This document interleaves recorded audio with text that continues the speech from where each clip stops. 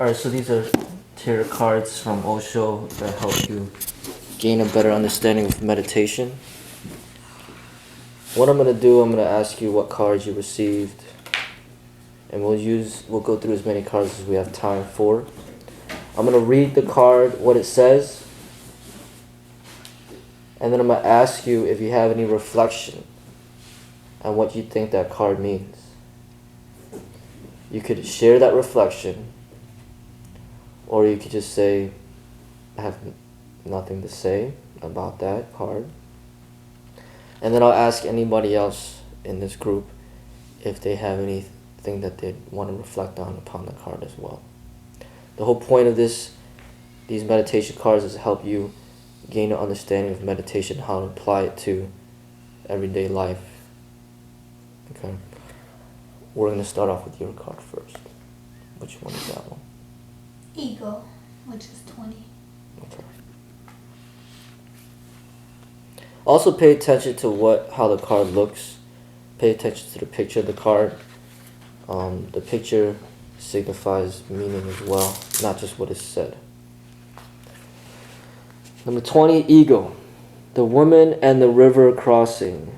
Ego is a social phenomenon. It is society. It is not you. But it gives you a function in the society, a place in the hierarchy of the society. And if you remain satisfied with it, you will miss the whole opportunity of finding the real self. Have you ever noticed that all types of miseries enter through the ego? It cannot make you blissful. It can only make you miserable. Ego is hell. Whenever you suffer, just try to watch and analyze, and you will find somewhere the ego is the cause of it. 2 Buddhist monks are returning to their monastery. They come to a ford. The current is very powerful. It is a hilly place. A young beautiful girl is waiting there, waiting for somebody to help her cross. She is afraid to enter alone. One monk, who is the older one, of course, because he is older, he walks ahead. All games of the ego. If you are older, you have to walk ahead. Younger monks have to walk a little back. The older monk comes first. The young girl asks him, "Would you help me? Just hold my hand. I'm afraid the current is so strong and perhaps it may be deep." The old man closes his eyes. That's what Buddha said to the monks. If you see a woman, particularly if she is beautiful, close your eyes. But I am surprised.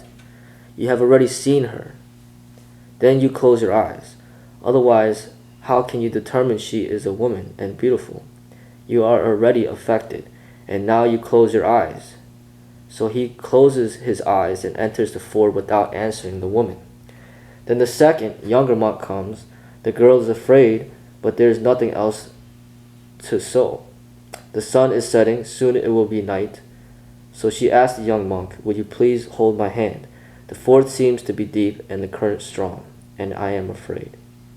The monk says, "It is deep, I know, and just holding hands won't do. You sit on my shoulders, and I will carry you to the other side." When they reach the monastery, the older monk says to the younger one, "You, fellow, you have committed a sin, and I am going to report that not only you touched a woman, not only you talked with her, you carried her on your shoulders. You should be expelled from the community. You are not worthy of being a monk." The young man simply laughs and says, "It seems although I have dropped that girl 3 miles back, you are still carrying her on your shoulders. 3 miles have passed and you are still bothered by it." Now what is happening to this old monk? The girl was beautiful. He has missed a chance. He is angry. He is jealous. He is full of sexuality. He is really in a mess. The younger one is completely clean. He took that girl across and left her on the other shore, and that's that. The thing is finished. Never fight with greed, ego, anger, jealousy, hatred. You cannot kill them. You cannot crush them. You cannot fight with them. All that you can do is just be aware of them. And the moment you are aware, they are gone. In the light, the darkness simply disappears. Do you have any comment on that one? Yes, it's like carrying the burden of other people. That's kind of what I took from the picture when I first saw it. And then even reading it, because she's fearful of something. When you're helping, now you're carrying the burden of somebody else. And that's kind of what I always do. At least that's what I took from it. And maybe because that's just kind of how I am sometimes. I let other people's issues affect me. That's what I got. Anybody else have any reflection on that card? I reflect on the part where the monks were saying, committed to sin. It's a lot of schools of thought out here that act that way when you go against the grain. So that's what I got out of that. To really keep that and know how you gotta keep a balance. If you understand what I'm saying, safely I always give what I know. In Islam, it says that a woman should be circumcised, but it don't say that in the Quran. So somebody else made that up. Wahhabi to be exactly, those people in the Saudi with their traditional customs made that up. So if you living in the Saudi, if you living somewhere where they have rule, and if you don't do that clitoris thing with the woman, you committed a sin. So anybody with a common sense would say it doesn't say that in the Quran if you're Muslim. And how would you go and do something like that so you got to go against the grain, like he went against the grain, and he just did what he did and went on about his business, That's what I like about that. That's what I'm drawing, Anybody else have a reflection on the card? I really like the part that said, all misery stems from the ego. Because when I think about any problems that I have, it's usually, I'm mad about this or that, and it's, if I could just let it go, it's like, why is this affecting me? Why am I letting this person affect me when there's actually no reason for it? And it's all because of me, if I'm feeling hatred or jealousy or whatever, those things all stem from my own ego and feeling like I'm missing out on something, and somebody else is getting more or whatever. So I think with the meditation I've been doing, it's been better to balance it out, but it's gotten me to look and see, whenever there's a problem where I'm unhappy, it's usually got to do with my own ego and my own satisfaction, and how I need to sort of drop that.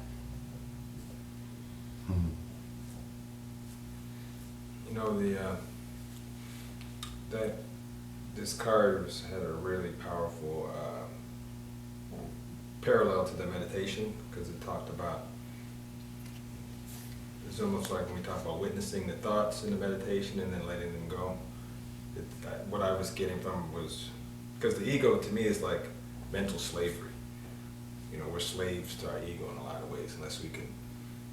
I think the meditation helps to witness the ego, because you're not going to get rid of it. At best, you're going to be able to witness it and then let it go, like the younger monk was able to let it go at the shore and keep moving on. The older monk was burdened with it, and it stayed with him, and he became the ego versus being able to witness it and let it go. Yeah, I think that card, there's a lot of teachings in there that you can get about knowing deeper into meditation. For one, I see that there's no rules. You can't just follow rules and be like, oh, I'm a sage now, or I'm a monk now, or I'm wise now, or now I know the truth, because you just follow rules. That's one thing. I think it also shows the contrast between people with age, with experience. They typically think that they're always the one that's right, and then they judge the people that are younger, that they don't know any better. But that's not always true. It could be true in some cases, but in other cases, people, when they get older, they get more experienced, a lot of times they build an even stronger ego, more crystallized. And their ego is so strong that they're further away from meditation than the younger person, because the younger person hasn't built that crystallized ego just yet. They're still so open to learn.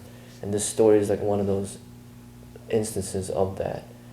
Other thing that it got me to think about is the viewing of what is actually sin. Well, they're saying, well, you carry this woman over your shoulders, that's sin. But in my perspective, it's sin to not help the woman. Right. I mean, the woman just needed help, and you could have helped her, but you decided not to because you thought she was too beautiful. I mean, it doesn't make sense. You know, so you're afraid. Basically, it signifies that you're afraid of your own lust. If you notice that you have lust inside, it's not the woman's fault that she activated this lust. She's almost signifying to you that, hey, this lust is still there within you, and you as a spiritual person, you need to work on that development. But regardless if she's old or young, ugly or beautiful, if she needs help, a truly spiritual person, if he can help, he should help. And for that monk to just ignore her like that, it shows that he's not on the path. The younger monk was on the path. He helped her regardless if she's beautiful or not. And then there's the other way around where you see it out there, where people will only help beautiful women, but then women that they don't think are beautiful, they won't help them. I mean, they'd have case studies like that on like, 60 Minutes or something, where they'll have like a hidden camera, and then a beautiful woman would drop a bunch of books, and then all the men would come swarming to help her pick up the books. But then another woman that looks average would drop the books. Nobody even helps. So they have stuff like that where where somebody has a flat tire, and it wouldn't even be women, it'd just be people like of a certain religion that has a flat tire, nobody helps them. And a person of another religion, they help them, or people of skin color. So, they'll do studies like that. And I feel that the real spiritual person kind of sees beyond all of that and is able to be of help when necessary. But another thing that the card got me to think about is holding on to the past and bringing it to the moment. That's not meditation. And that old monk, that's what he did. He held on to the memories of the past, brought it to the moment, and he was still holding on to those memories. And all of us do that, and meditation is supposed to teach us not to do that, to be in the moment, to not talk about what happened yesterday, 5 years ago, 5 months ago, 5 hours ago, or 10 years ago, whatever the case may be. You're in the moment. That's what meditation is trying to teach you. But that monk didn't do that. But it just reminded me of a conversation that I had with somebody out there in the street who just came in to my door to ask a question. And then we ended up getting into a conversation about, he ended up talking about how he was in jail and everything, and how he was there for 4 years. And I started asking him all these questions about how did he end up in jail, and how was it like in jail. And then I ended up asking him, when did this happen? Or when did you last get out? He said 2002. And I'm like, man, it's been a long time. It's 2016 now, almost. Right. So for 14 years, it's still in his mind that he's holding on to it. And I never knew that he was in jail. I didn't judge him in that way. But he approached me with it, offered the information so freely. And it's not even something that you want to be proud about. But it just shows how the mind grasps onto these memories, and then it could distort the moment that you're in. Because he could have been talking to anybody. And that little information in itself could already make somebody pass so much judgment on him. Even though it happened like 14 years ago. But if you're going to the employer and you're going for an interview, they're going to check on all that stuff regardless. But if you're interacting with people on a day-to-day basis, you don't need to share that information that, hey, at the age of 5, I pissed in my pants. And then you're like 40 years old now. It's like, that's not necessary. You made a mistake in the past. You don't need to bring that mistake to the current moment to get people to judge you based on what you did in the past. So he kind of did it to himself, but at the same time, I feel compassion for these people because it's like they don't know. They don't know about meditation, and they're living in the past. Not just him, but there's a lot of people like that. It doesn't have to be going to jail. It could be a divorce. It could be losing a job. It could just be anything.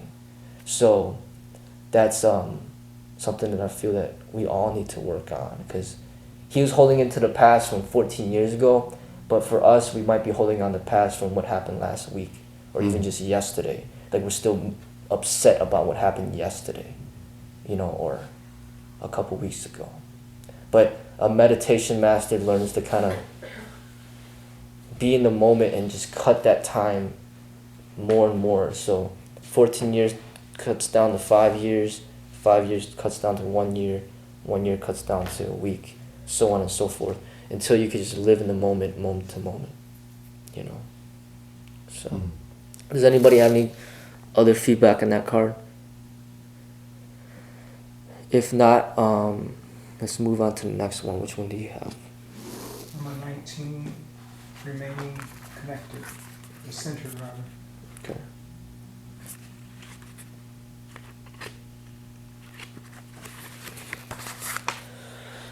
Remaining centered, the monk and the prostitutes.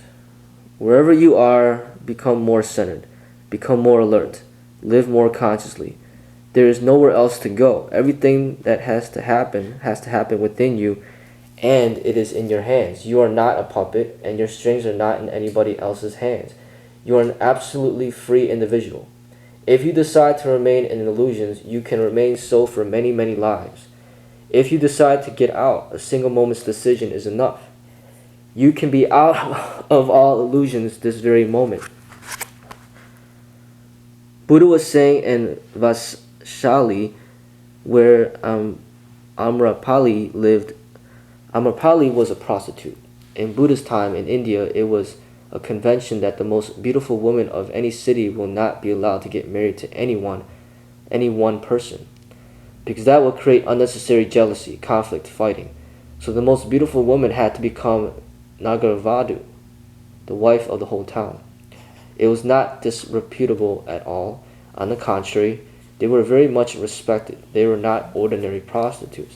They were only visited by the very rich, or the kings, or the princes, generals, the highest strata of society. Amrapali was very beautiful. One day she was standing on her terrace, and she saw a young Buddhist monk. She had never fallen in love with anybody, but she fell suddenly in love. A young man, but of a tremendous presence, awareness, grace. The way he was walking, she rushed down, she asked him. After 3 days, the rainy season is going to start. Buddhist monks don't move for 4 months when it is the rainy season. Amrapali said, I invite you to stay in my house for the 4 months. The young monk said, I will ask my master. If he allows me, I will come. The young monk came, touched the feet of Buddha, and told the whole story. She has asked me to stay for 4 months in her house. I have told her that I will ask my master, so I am here, whatever you say. Buddha looked into his eyes and said, you can stay. It was a shock, 10,000 monks. There was great silence, but great anger, great jealousy. After the young man left to stay with Amrapali, the monks every day started bringing gossips. The whole city is agog. There is only one talk, that a Buddhist monk is staying with Amrapali. Buddha said, you should keep silent. I trust my monk. I have looked into his eyes. There was no desire. If I had said no, he would not have felt anything. I said yes, he simply went. And I trust in his awareness, in his meditation. Why are you getting so agitated and worried? After 4 months, the young man came, touched Buddha's feet, and following him was Amrapali, dressed as a Buddhist nun. She touched Buddha's feet and she said, I tried my best to seduce your monk, but he seduced me. He convinced me by his presence and awareness that the real life is at your feet.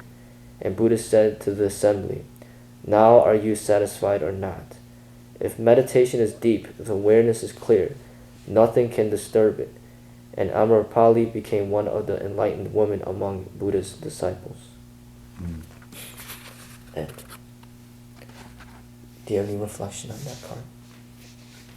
Well, I could say this week has been one where I have not been very centered. My brain has been in different directions all week, thinking of many things.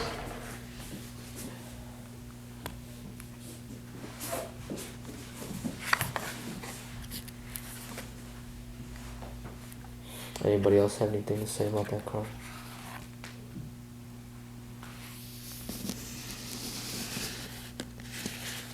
I think this speaks again to similar to the last card. For me, just like the power of the mind and how out of control it can get.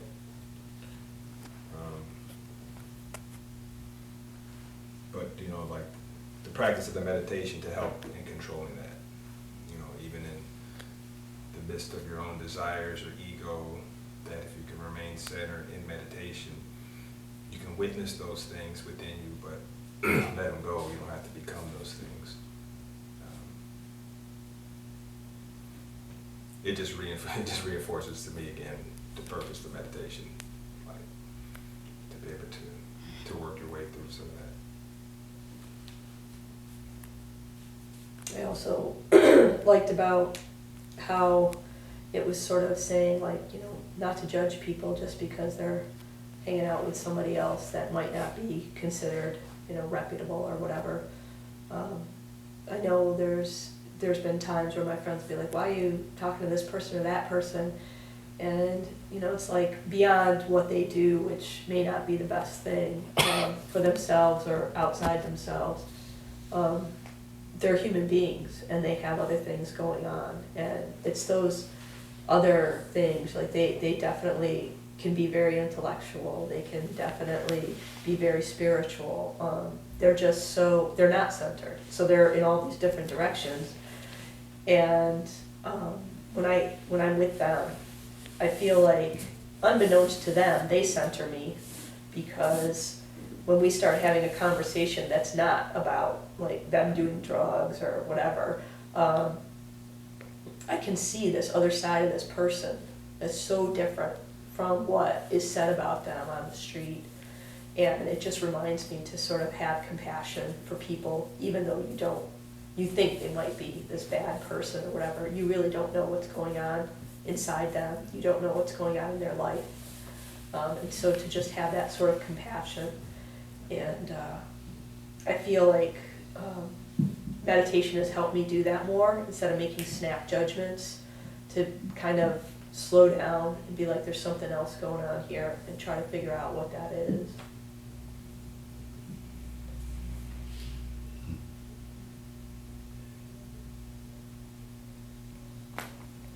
That card just gets me to think about like positivity and negativity. In this world, there's always going to be both. There's never going to be just positive and that's it. There's always going to be some negativity too.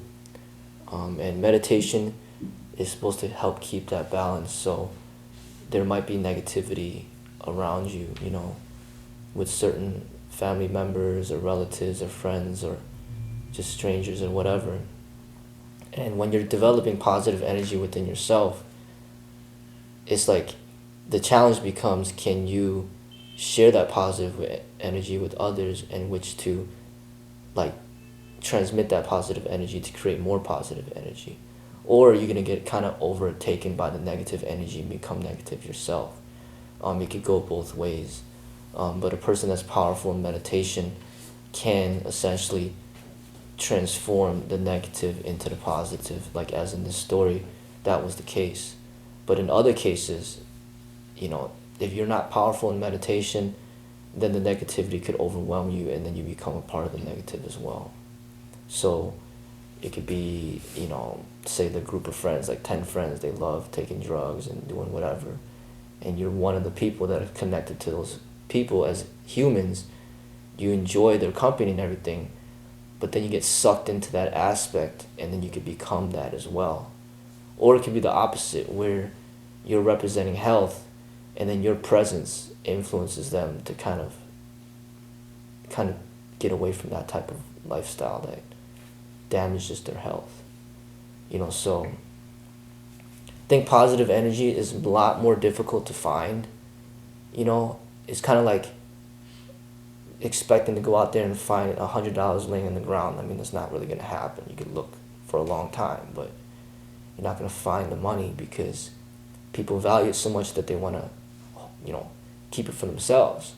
So when you have positive energy, there could be a lot of people that are going to try to take that energy away from you.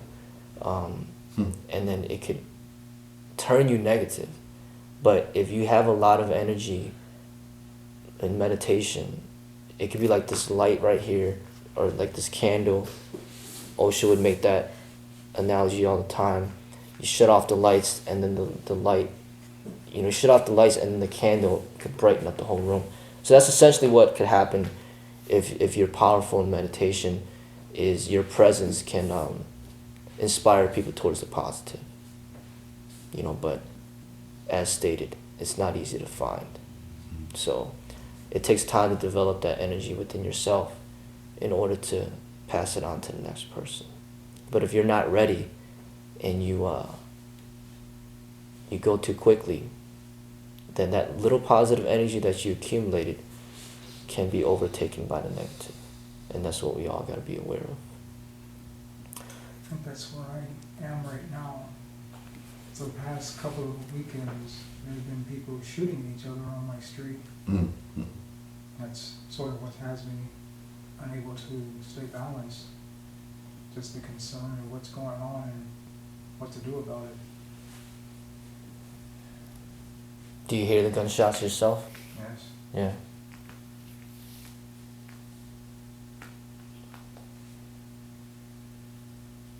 Yeah, about a year ago, I was in here, out there in the front, and I was making a video, and then all of a sudden there's like gunshots, like 10 of like, pow, pow, pow, pow, pow, pow. And I took my camera out there to see what was going on. I saw like 2 people running, and then what ended up happening was just at that grocery store, like right down there, somebody got shot and killed and 2 more wounded. And it was actually my dad's van was parked, on the street, and then they shot over the van to shoot the people, and some of the bullets actually hit the van.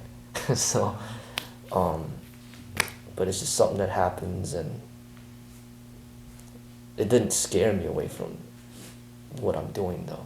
I'm still doing what I'm doing, and to me, it just kind of brings excitement. Like, all right, I gotta be prepared for this, and that's what I expect in this type of environment. So you might have a negative environment, but the positive people, like I said, it's hard to find, but they could bring more positivity to the community, but they have to stay in the community. If all the positive people move out of the community, then what's gonna happen? So like every person that I train, that I feel the positive energy, I always try to keep them here, because it's the environment that really needs this energy. And what's the use of positive energy if you're only sharing with other people that already have it? It's like, you need to share that with the people that actually could benefit from it. So, because it's kind of like I've seen in universities, it's kind of like everybody's just gathering together, talking, sharing knowledge amongst themselves when they already know.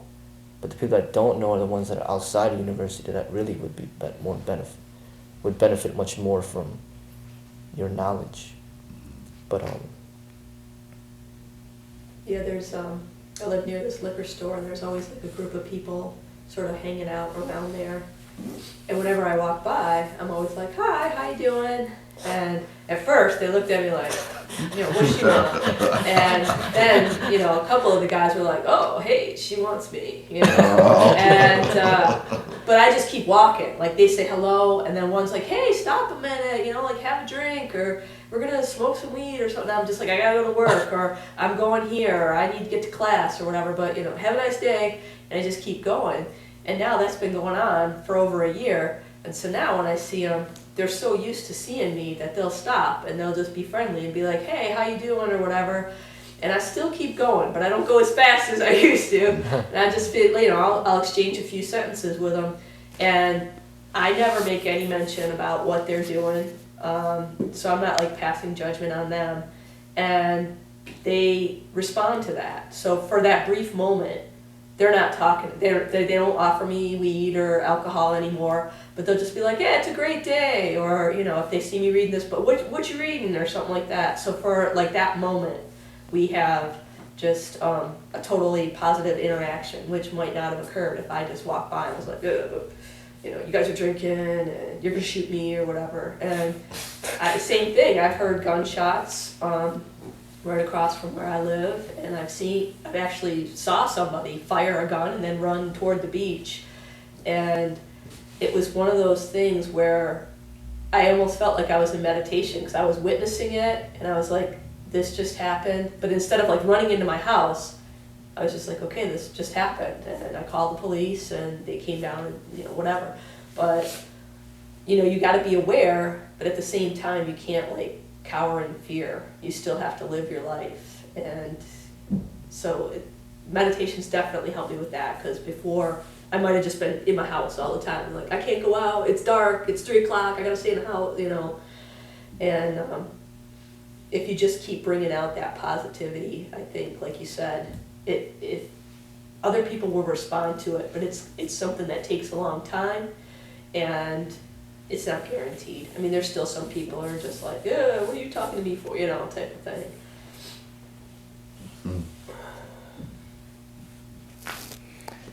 So that'll be good for today. We're gonna continue on next week, same time. Thank you for coming up.